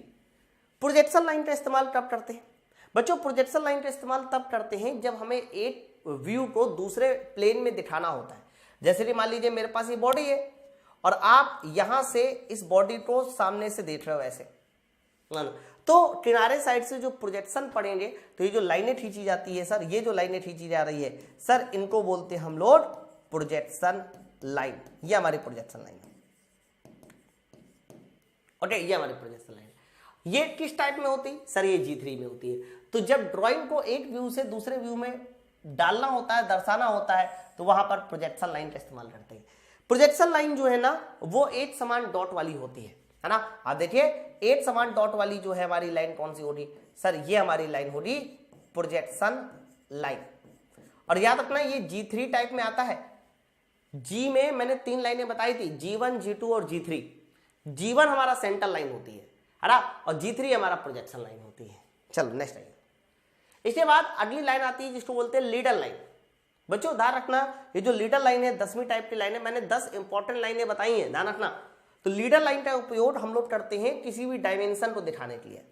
खास तौर से लीडर लाइन का उपयोग या तो रेडियस दिखाने के लिए करते हैं, और या फिर बताइए क्या दिखाने के लिए करते हैं सर? डायमीटर दिखाने के लिए करते हैं। तो ये जो लाइन दिखाई देगी ना सर, इसी लाइन का नाम होगा कि सर ये हमारी लीडर लाइन है ना। तिरछी होती है, ध्यान रखना ये हमारी कैसी होती है सर? तिरछी। ये लाइन भी हॉरिजॉन्टल के साथ 45 डिग्री का कोण बनाती है, इस बात को याद रखिएगा। तो इस रेखा का उपयोग भी विमा का अंकन यानी विमा डायमेंशन को निरूपित करने के लिए करते हैं। लेकिन ये लाइन मेनली जो डायमेंशन रिप्रेजेंट करती है ना, वो रेडियस और डायमीटर के डायमेंशन को रिप्रेजेंट करती है, रेडियस और डायमीटर, है ना, ध्यान रखना। और बाकी आपको पता है कि डायमीटर के लिए हम लोग फाई का इस्तेमाल करते हैं। तो ये हमारी लीडर लाइन। तो अभी तक हमारे पास जितनी भी लाइनें थी उनका सबको मैंने डिटेल बता दिया। बस आप ये याद रखना। अच्छा, लीडर लाइन कौन सी टाइप की लाइन थी, तो मैं आपको बताऊं लीडर लाइन थी B4 टाइप की लाइन। तो जितनी भी हमने 10 टाइप की लाइनें पढ़ी और उसके अंदर बहुत सारी लाइनें पढ़ी, B1 से B7 पढ़ा है, A1 A2 पढ़ा, E1 E2 F1 F2 पढ़ा, G1 से लेके G3 पढ़ा, ऐसे पढ़ा ना। तो बच्चों ये जितनी भी हमने लाइनें पढ़ी हैं ना, इनमें से जो 10 इंपॉर्टेंट लाइनें आपके एग्जाम में पूछी जाती है वो मैंने आपको यहाँ सिखाई है ना। अब देखो, जब हम लोग ड्राइंग बनाते हैं ना, तो ड्राइंग बनाते समय हमारे पास हर तरह की लाइनें होती हैं। जैसे कि आप ये ड्राइंग में देखिए, आपको अलग अलग तरह की अलग अलग लाइनें दिखाई दे रही है। आप गौर से देखिए, थोड़ा सा ध्यान दीजिए। यहां पर देखिए ये लाइन कौन सी है सर, ये लाइन एक्सटेंशन लाइन है ना। ये लाइन कौन सी है, देखो ये वाली लाइन डायमेंशन लाइन है। सर ये लाइन कौन सी है, सर ये लाइन है ऑब्जेक्ट लाइन है ना। जो डॉटेड बनाई रही है ये हिडन लाइन हो गई, ये सेंटर लाइन हो गई, ओके, ये हमारा कट इन प्लेन लाइन हो गई। तो जितनी भी ये देखो ये लीडर लाइन हो गई, ये लीडर लाइन हो गई। तो जितनी भी लाइनें हैं वो सब हम ड्राइंग में इस्तेमाल करते हैं, और ड्राइंग में जब इस्तेमाल करते हैं ये लाइन, तो हमें लाइनों का नॉलेज होना चाहिए। इससे क्वेश्चन बनते भी है, पिछली बार भी आए हुए क्वेश्चन है, और बच्चों देखिएगा इस बार भी इससे क्वेश्चन बनेगा। ओके, तो बच्चों इसके थ्योरी तो कंप्लीट हो गई। अब लगभग 30 से 35 MCQ है इसके चैप्टर वाइज।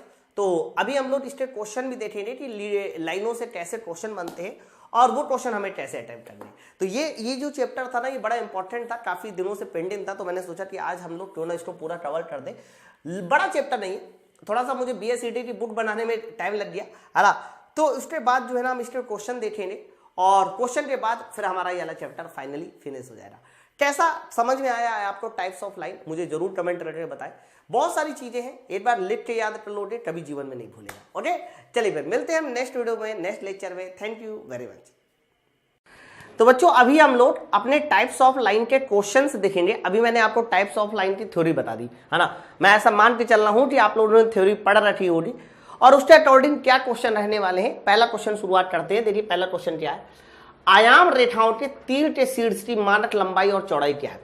बच्चों आपको बताया जा रहा है कि डायमेंशन लाइन में जो आप लोग शीर्ष एरो बनाते हैं, तो याद करो मैंने आपको बताया था, जैसे कि मेरे पास ये कोई डायमेंशन लाइन है, और डायमेंशन लाइन में हम लोग इस तरह से क्या बनाते हैं सर, एरो बनाते हैं। तो याद करो इस एरो की लंबाई और मैंने आपको चौड़ाई, या फिर लंबाई और ऊंचाई भी बोल सकते हैं है ना। तो लंबाई मैंने आपको कही होगी कि इस एरो की लंबाई होती है 3 mm, और जबकि हाइट या चौड़ाई की बात करते हैं बच्चों तो वो होती है 8 mm। ओके, तो एरो के बारे में आपको क्लियर होना चाहिए कि एरो क्या होता है। तो आंसर बताइए, क्योंकि इन्होंने पहले लंबाई बोला है फिर चौड़ाई बोला है, आंसर इसका जाएगा ऑप्शन नंबर बी के साथ। ओके, तो पहले क्वेश्चन का आंसर ऑप्शन नंबर बी होगा। नेक्स्ट आइए, सवाल देखिए क्या है, बेलन या गोले की अक्ष को निम्नलिखित में से किस रेखा से निरूपित करते हैं, है ना। जैसे कि मान लीजिए आपके सामने ये मैंने कोई बेलन बना के दिखाया, और बच्चों अगर मेरे सामने ये बेलन की अक्ष है, बेलन की अक्ष है, तो बच्चों अक्ष को बताइए हम कैसे रिप्रेजेंट करते हैं। तो याद करो मैंने आपको बताया था अक्ष को हम सेंटर लाइन से रिप्रेजेंट करते हैं। सेंटर लाइन कैसी होती है, एक बड़ी लाइन फिर छोटी लाइन, एक बड़ी लाइन फिर छोटी लाइन, एक बड़ी लाइन फिर छोटी लाइन, ऐसी तो होती है ना। तो ये हमारी सेंटर लाइन बनती है। मैंने आपको ये भी बता रखा है कि बड़ा डैश कितना होता है और छोटे डैश का साइज कितना होता है। बड़ा डैश होता है 15 से 30 mm के बीच में, और छोटा डैश जो होता है वो 3-4 mm के आसपास होता है। गैप होता है 1 से 2 mm, है ना।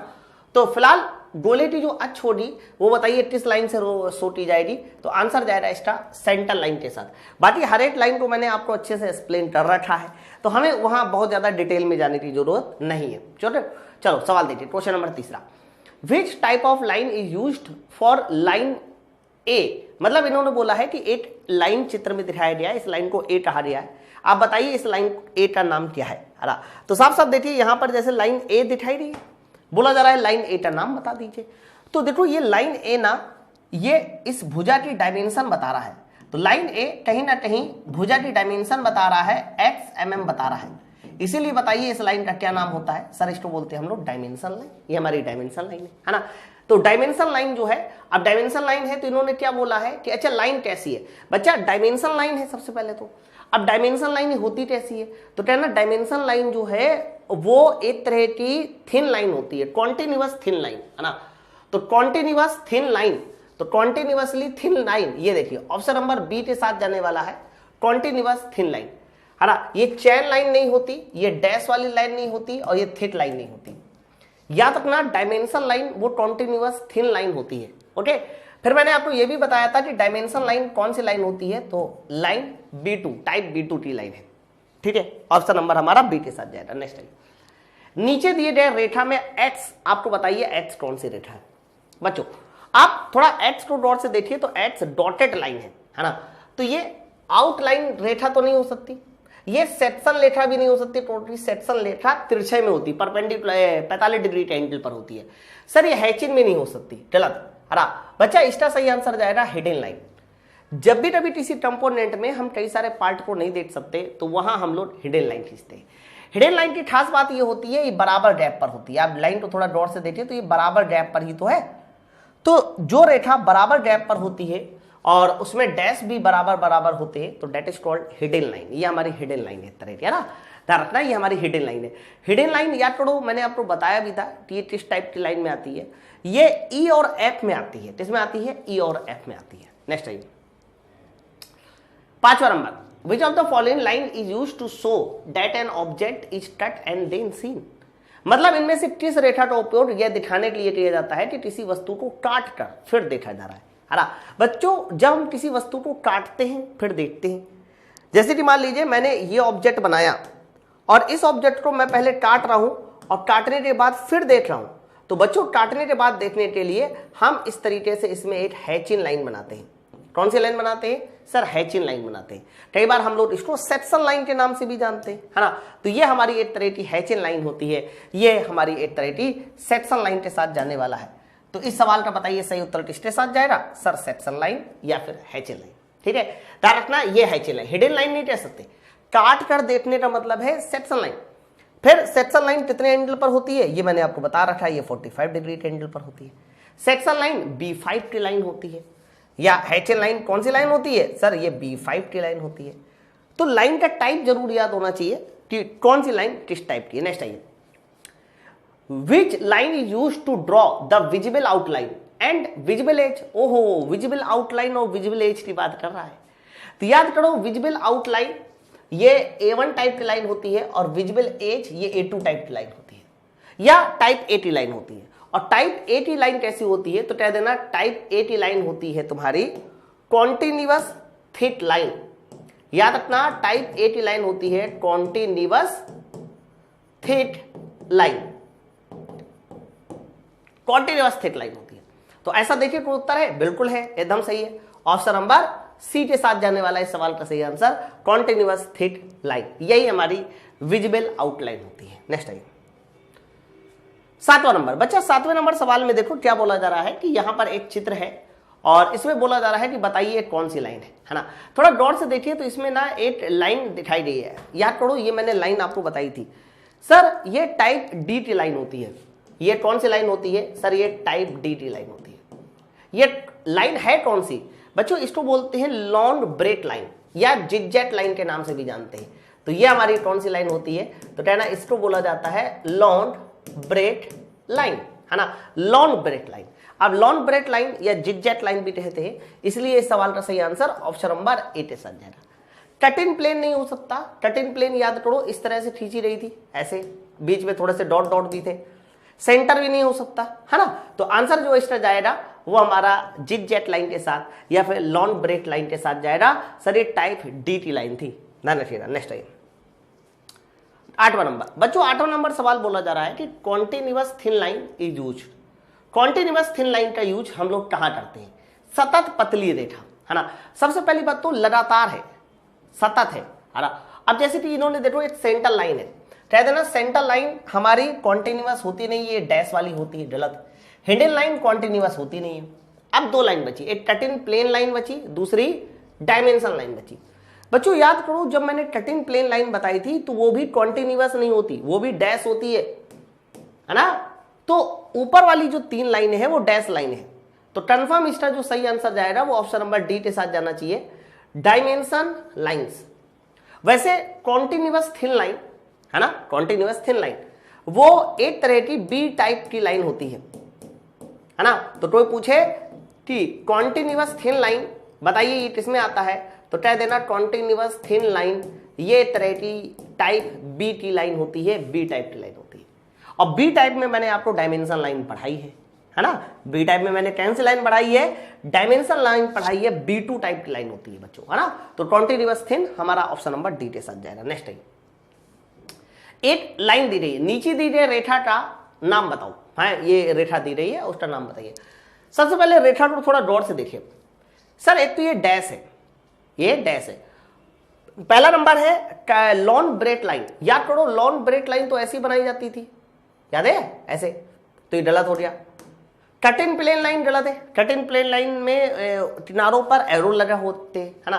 सेंटर लाइन है और एक और है आउटर लाइन ऑफ आसन्न भागों की बाहरी रेखा, गलत है सर, आसन्न भागों की बाहरी रेखा गलत है। ये सही आंसर जो है सेंटर लाइन के साथ जाने वाला है। क्यों भाई ऐसा क्यों कह रहा हूं, इसलिए मैं कह रहा हूं क्योंकि एक बड़ी डैश है फिर छोटा डैश, एक बड़ा डैश फिर छोटा डैश, हालांकि वो डायग्राम बनाने में इधर उधर हो गया, लेकिन साफ साफ पता चल रहा है कि एक बड़ा डैश है फिर छोटा डैश। जब एक बड़ा डैश और छोटा डैश होता है तो हमारा सेंटर लाइन के साथ जाता है, ऑप्शन नंबर सी के साथ, है ना। चलो आगे बढ़ते हैं। Next, what is the length of small dash, small dash की बताइए लंबाई का मान कितना है ना। बच्चों याद करो मैंने स्मॉल डैश पूछा है और जो सेंटर लेंथ होती है ना, सेंटर लंबाई, केंद्र रेखा में मैंने आपको कहा था एक बड़ा डैश होता है फिर छोटा डैश फिर बड़ा डैश फिर छोटा डैश, ओके। तो बच्चों इस तरह से हमारी सेंटर लेंथ होती है। सेंटर लेंथ में या सेंटर लाइन में जो बड़ा डैश होता है वो 15 से 30 mm के आसपास होता है। और याद करिए मैंने आपको छोटा डैश जो बताया था वो बताया होगा 2 से 3 mm के आसपास, 2 से 3 mm, है ना। और याद रखना इसीलिए इस सवाल का सही आंसर 3 mm के साथ जा रहा। अब BIS के अनुसार आपको 3 mm लगाना है, ठीक है। तो छोटे डैश की लंबाई 3 mm होती है, गैप 1 से 2 mm का होता है, ठीक है। तो ये सेंटर लेंथ में, सेंटर लाइन में बड़ा डैश होता है, छोटा डैश होता है, फिर बड़ा डैश, फिर छोटा डैश, याद रखिएगा। नेक्स्ट टाइम बच्चों 11वां नंबर सवाल देखिए, समखटभुज में समांतर रेखाओं के कितने जोड़े हैं। सवाल यह है कि समखटभुज में समांतर रेखाओं के कितने जोड़े हैं। अब आप पहले मुझे बताओ समखटभुज बनता कैसे है। तो याद रखना समखटभुज ऐसे बनता है, ये देखो,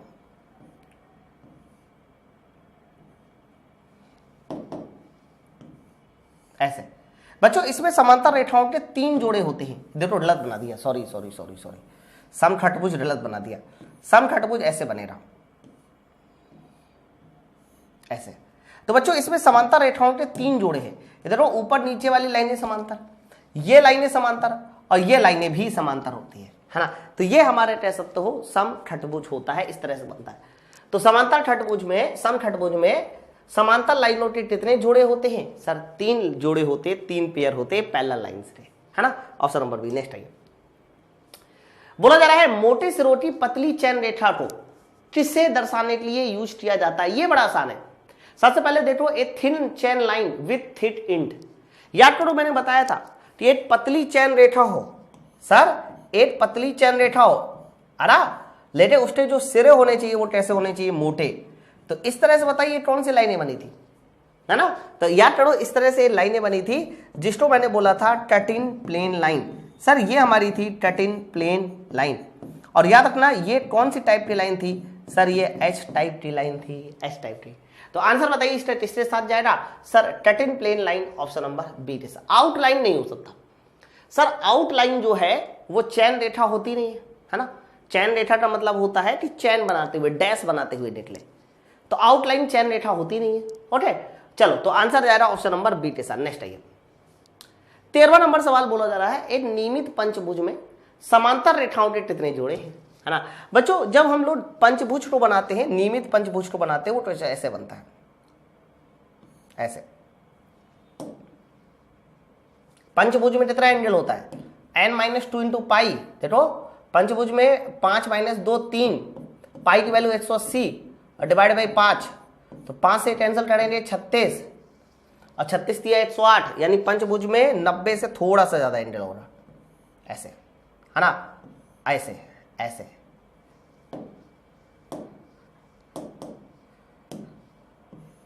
ऐसे, ये है। बट आपको मैं बता दूं इसमें कोई भी लाइन आपस में पैरेलल नहीं होती, है ना। बच्चों इसके पैरेलल कोई लाइन नहीं, ये इसके पैरेलल नहीं होती क्योंकि ये एंगल इस तरह से सेट होता नहीं है कि ये आपस में पैरेलल हो सके, ठीक है।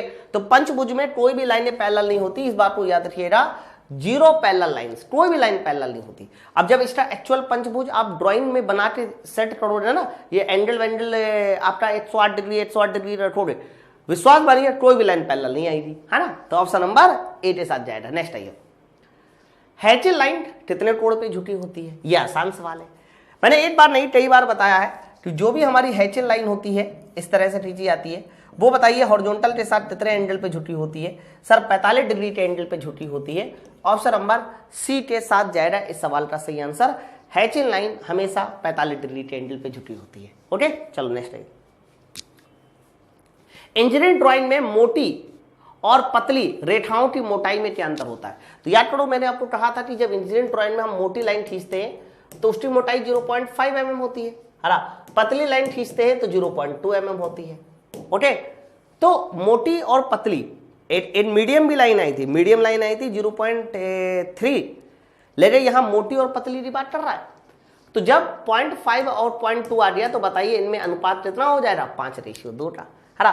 तो इंजीनियरिंग ड्राइंग में जो मोटी और पतली रेखा होती है उनमें अनुपात होता है 5:2 के साथ। नेक्स्ट आइए, 16वां देखिए, नीचे दिए गए लाइन में किसका उपयोग छुपे किनारे या पार्ट को दर्शाने के लिए करते हैं? छुपा किनारा, बात समझो, इन्होंने साफ साफ लिखा है छुपा हुआ किनारा या छुपे हुए पार्ट को दर्शाने के लिए करते हैं। अब देखो, सबसे पहला cutting plane line, centre line, dash line और डायमेंशन लाइन। तो मैंने आपको ये याद करो, मैंने आपको कहा था कि जब हम लोग किसी भी चीज को जो छुपा हुआ होता है उसको कैसे दिखाते हैं? सर उसको हम लोग हिडन लाइन से दिखाते हैं ऐसे। और हिडन लाइन को याद करो, मैंने एक लाइन और बोला था, हिडन लाइन का ही स्पेशली नाम मैंने कहा था डैश लाइन भी होता है। किसी और लाइन को मैंने डैश लाइन नहीं कहा था, मैंने स्पेशली हिडन लाइन को बोला था डैश लाइन, क्योंकि इसमें बराबर डैश होते हैं सर, इसमें बराबर डैश होते हैं, बराबर दूरी पर डैश होते हैं। ओके, तो हिडन लाइन हमारी एक तरह की डैश लाइन कहलाती है, ध्यान रखिएगा।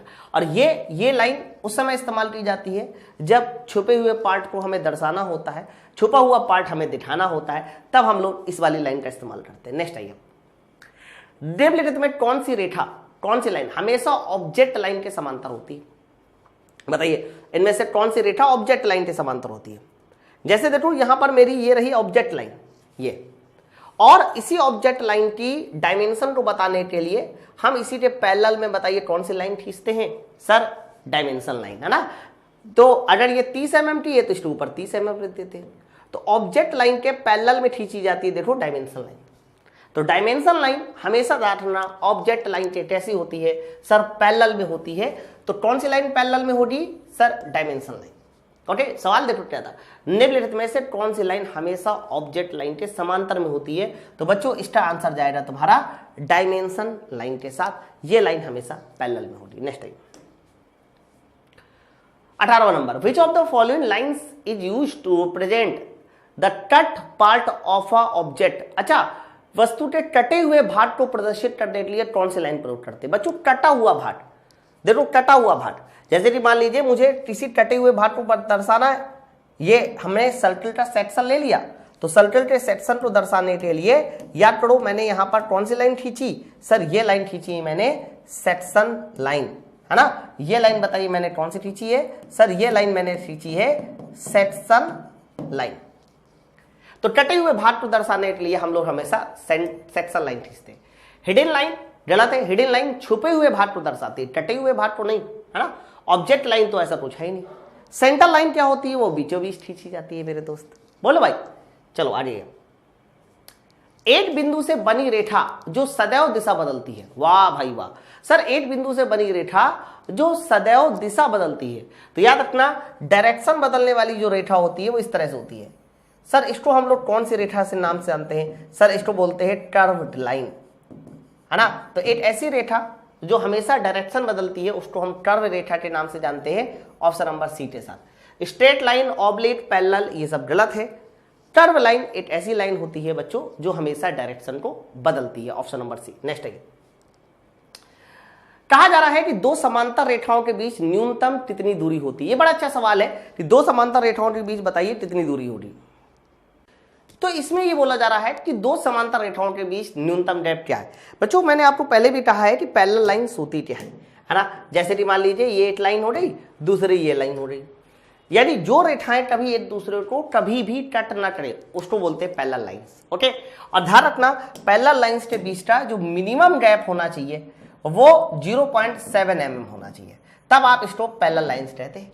तो पैरेलल लाइंस के बीच का मिनिमम गैप याद कर लो 0.7 mm होता है ना, तब आप इसको पैरेलल लाइंस की कैटेगरी में लेके आएंगे। नेक्स्ट आइए, वस्तु रेखा की मानक मोटाई क्या है बच्चा? वस्तु रेखा को ही हम लोग ऑब्जेक्ट लाइन भी कहते हैं। ऑब्जेक्ट लाइन वस्तु रेखा ना, तो वस्तु रेखा मैंने आपको कहा था बच्चों, जो हमारी ऑब्जेक्ट लाइन होती है वो कैसी लाइन होती है? तो याद करिए वो लाइन होती है कॉन्टिन्यूअस थिक लाइन, है ना।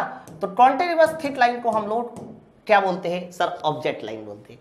ध्यान रखना कॉन्टिन्यूअस थिक लाइन जो होती है यानी वस्तु रेखा जो होती है वो थिक है, और थिक की मैंने मोटाई आपको बता रखी है पहले भी 0.5 mm। थिक की मोटाई कितनी होती है? 0.5 mm होती है। नेक्स्ट आइए, बोला जा रहा है कि SP 46 2003 के अनुसार इंजीनियरिंग ड्राइंग में आयाम निर्धारण करने के लिए किस रेखा का प्रयोग करते हैं? बोला जा रहा है कि डायमेंशन को डिटरमाइन करने के लिए हम किसका प्रयोग करते हैं? बच्चों डायमेंशन निकालने के लिए हम लोग डायमेंशन लाइन का इस्तेमाल करते हैं। नहीं, डायमेंशन को रिप्रेजेंट करने के लिए हम लोग किसका इस्तेमाल करते हैं? डायमेंशन लाइन का इस्तेमाल करते हैं।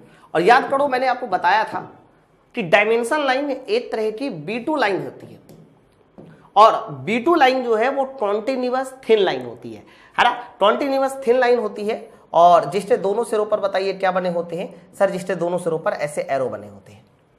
तो continuous thin line option number 8 के साथ, ऑप्शन नंबर 8 के साथ जाना चाहिए डायमेंशन लाइन। चलो अरे नेक्स्ट है, बताइए किस प्रकार की रेखा पतली और हल्की होती है? आप बोला जा रहा है इनमें से कौन सी रेखा पतली और हल्की होती है ना? थिन और हल्की होती है। बच्चों कंस्ट्रक्शन लाइन बिल्कुल एकदम सही है, पतली और हल्की होती है, लेकिन विजिबल लाइन तो हल्की होती नहीं है। आप मुझे बताओ जो विजिबल आउटलाइन होती है वो कैसी लाइन होती है? सर वो तो हमारे पास मोटी लाइन होती है, वो पतली तो होती नहीं है ना। तो इसका आंसर जो है अब ऑल ऑफ दिस के साथ जाएगा नहीं। अब सेंटर रेखा, बच्चों सेंटर रेखा के साथ डैश लगा हुआ है ना, तो ऑल ऑफ दीज वाला उत्तर फिर नहीं जाएगा, आंसर जाएगा ऑप्शन नंबर C के साथ कंस्ट्रक्शन लाइन के साथ। और वैसे भी मैंने आपको बताया है कि कंस्ट्रक्शन लाइन हमेशा पतली बनाई जाती है ना, जिससे कि हम बाद में उसे मिटाया जा सके। कंस्ट्रक्शन लाइन पतली और हल्की होती है, बहुत पतली और बहुत हल्की होती है। 24 नंबर देखिए, 23 24, अच्छा 24 अलग है, मुझे लगा रिपीट हो रहा है क्या? विच type of line is thick and black? आप बताओ इनमें से कौन सी रेखा मोटी और काली होती है? अब पतली और कंस्ट्रक्शन लाइन पतली और हल्की होती है, मोटी तो सेंटर लाइन होती नहीं है ना। तो इसका सही आंसर जाएगा विजिबल लाइन के साथ। बच्चों विजिबल लाइन जो हमें कह सकते हो किसी भी ऑब्जेक्ट की वो परिधि होती है, विजिबल लाइन जिसको बोलते हैं हम लोग, वो मोटी और काली होती है। अरे विजिबल लाइन ध्यान रखना ये किस कैटेगरी में आती है? ये A1 कैटेगरी में आती है। बच्चों A1 मैं हर एक में इसलिए बताता चल रहा हूं ताकि आपको याद हो जाए कि कौन सी लाइन किस कैटेगरी में आती है। नेक्स्ट आइए, निम्नलिखित में से किस पंक्ति का उपयोग यह दर्शाने के लिए किया जाता है कि वस्तु को काटा जाता है और फिर देखा जाता है? काटा जाता है फिर देखा जाता है, काटने के बाद देख रहे हैं है ना। तो काटने के बाद देखने के लिए क्या हिडन लाइन इस्तेमाल करते? नहीं, हिडन लाइन तो तब इस्तेमाल करते हैं जो पार्ट हमें दिखाई ही नहीं देता है ना। लीडर लाइन तो डायमेंशन को शो करती है, सेंटर लाइन बीचों बीच से आती है, हैचिंग लाइन इसका सही आंसर जाएगा। किसी भी वस्तु को काट कर देखने के लिए हम लोग हैचिंग लाइन का प्रयोग करते हैं, ऑप्शन नंबर D के साथ। नेक्स्ट आइए 26 नंबर, किस रेखा द्वारा वस्तु के ड्राइंग में बाहरी सीमा को दर्शाया जाता है? बाहरी सीमा का मतलब ये हुआ कि हमें उसकी आउटलाइन को दर्शाना है। ओके, तो अदृश्य रेखा ये तो गलत है सर। ऑब्जेक्ट लाइन, देखो ऑब्जेक्ट लाइन इसका आंसर नहीं हो सकता क्योंकि ऑब्जेक्ट लाइन में हम उसकी डायमेंशन थोड़े ना दर्शाते हैं। बताओ by which line is the outer boundary represented, by which line is the outer boundary represented in the drying of the object? बच्चा इसका सही आंसर ऑब्जेक्ट लाइन ही होगा, इसका सही आंसर ऑब्जेक्ट लाइन ही होगा। भैया ऑब्जेक्ट लाइन ही वो लाइन होती है जिससे हम लोग किसी भी ऑब्जेक्ट की आउटर बाउंड्री को दर्शाते हैं। देखो मैं बताऊं, जैसे कि मान लीजिए मेरे पास ये ऑब्जेक्ट है, तो इस ऑब्जेक्ट की आउटर बाउंड्री क्या हो गया सर? ये हो गया, ये इसकी आउटर बाउंड्री है ना। और इस आउटर बाउंड्री को दर्शाने के लिए बताइए हम लोग ये जो लाइनें खींची थी, इस लाइन को कौन सी लाइन बोले रे? ऑब्जेक्ट लाइन के साथ जाएगा, ऑप्शन नंबर B के साथ जाना है। ठीक है, चलो अरे next 27 number, which of the following is thick, है ना, सेगमेंट नहीं लिखा होना चाहिए, लगातार को हम सेगमेंट नहीं कहते, यहाँ इंग्लिश गलत लिखी है सर, लगातार को बोला जाता है कॉन्टिन्यूअस, सर लगातार को बोला जाता है कॉन्टिन्यूअस। तो कौन सी रेखा मोटी लगातार रेखा है, इन्होंने बोला है कि इनमें कौन सी रेखा मोटी लगातार है। तो पहली बात तो देखो लगातार वाली रेखा 80 है ना, बाकी सब तो डैश वाली रेखा है, बाकी सब तो डैश वाली रेखा है, तो ये डैश है, ये डैश है, ये डैश है, तो लगातार मोटी रेखा सिर्फ और सिर्फ 8 है, ऑप्शन नंबर बी के साथ जाने वाला है। ठीक है, नेक्स्ट आइए 28 नंबर, नीचे दिए गए चित्र में एक्स रेखा को क्या कहा जाता है। ये एक चित्र दिखाया गया, उस चित्र में बताइए एक्स रेखा क्या, ये एक्स रेखा क्या। तो बच्चों अगर मैं इस एक्स रेखा की बात करता हूं, बताइए एक्स रेखा क्या है, तो आप कह सकते हैं कि ये एक तरह का वृत्त का सेंटर रिप्रेजेंट करता है। तो ये हमारी कौन सी रेखा हो जाएगी सर, सेंटर लाइन हो जाएगी। हाँ, वो एक अलग बात है, इन्होंने सेंटर लाइन को थोड़ा गलत तरीके से बनाया, सेंटर लाइन बननी चाहिए थी ऐसी, है ना, ऐसे, ये देखो, लेकिन बस ऑप्शन से ही हमें समझ में आ रहा है कि वो सेंटर लाइन है और कोई लाइन नहीं है। भाई एक्सटेंशन लाइन हो ही नहीं सकता, सेक्शन लाइन, डायमेंशन लाइन दूसरी चीज होती है। सर ये सेंटर लाइन के साथ जाने वाला है, ऑप्शन नंबर सी के साथ जाने वाला, बीचों बीच स्थिति है भैया, सेंटर लाइन, ध्यान रखना। 29 नंबर, नीचे दिए चित्र में रेखा को क्या बोलते हैं। अब देखो एक डायग्राम दिया गया है और उस डायग्राम में बोला जा रहा है कि बताइए कौन सी रेखा। तो डायग्राम को आप साफ देखिए सर, डायग्राम में ये तरह का सेक्शन रेखा दिखाई रही है सर, ये तरह की सेक्शन लाइन दिखाई रही है, सेक्शन लाइन, तो ये हमारी सेक्शन लाइन दिखाई रही है। तो आंसर बताइए किसके साथ जाने वाला है, ऑप्शन नंबर सी के साथ, है ना। विजिबल लाइन, इनविजिबल लाइन और शॉर्ट लाइन, ये सब आंसर हो ही नहीं सकता। बच्चों यहां पर हमें किसी पार्ट का सेक्शन बनाने दिखाया गया है जो 45 डिग्री के एंगल पर होता है, that is called section line. Next आइए, कौन सी रेखा जो समान दूरी पर आगे बढ़कर एक दूसरे को कभी प्रच्छेद नहीं करती। इनमें से वो कौन सी रेखा है जो समान दूरी पर आगे बढ़कर एक दूसरे को कभी प्रच्छेद नहीं करती।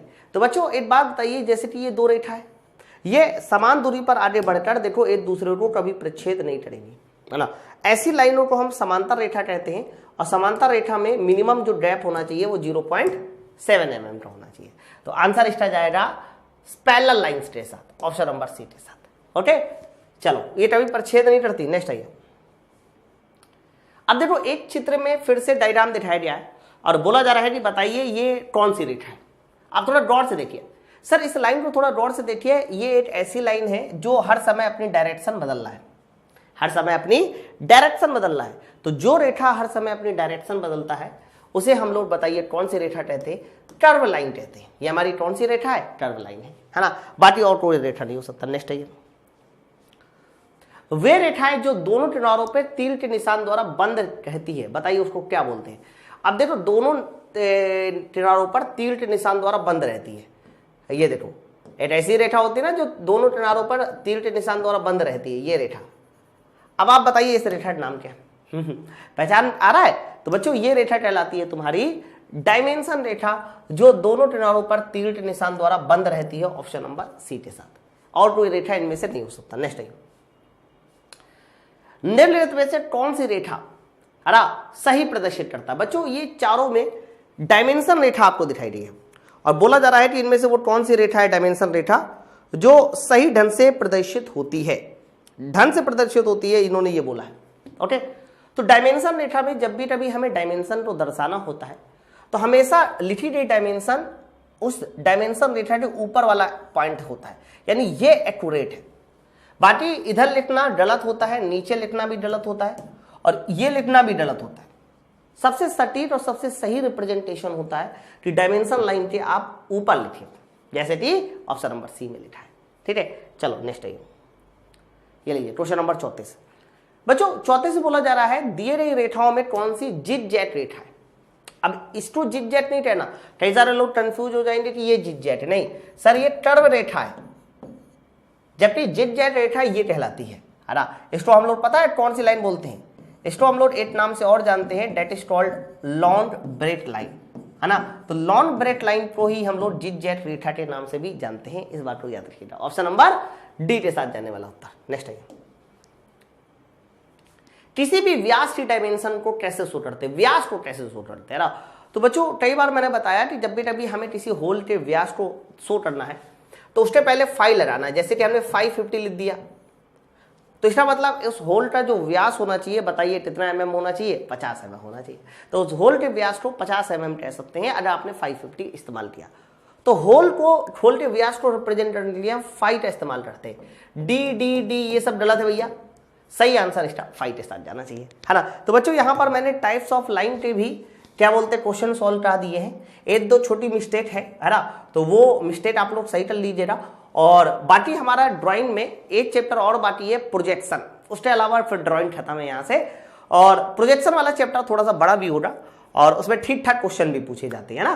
तो कैसा लगा आपको टाइप्स ऑफ लाइन पूरा समझ में आ गया, अच्छे से ABCD समझ में आ गया, अरे B1 वाली जो लाइनें हैं वो समझ में आ रही, क्योंकि वो बड़ी इंपॉर्टेंट है। ओके, तो इसको नोट कर लीजिएगा, कहीं पर अच्छे से लिख लीजिएगा।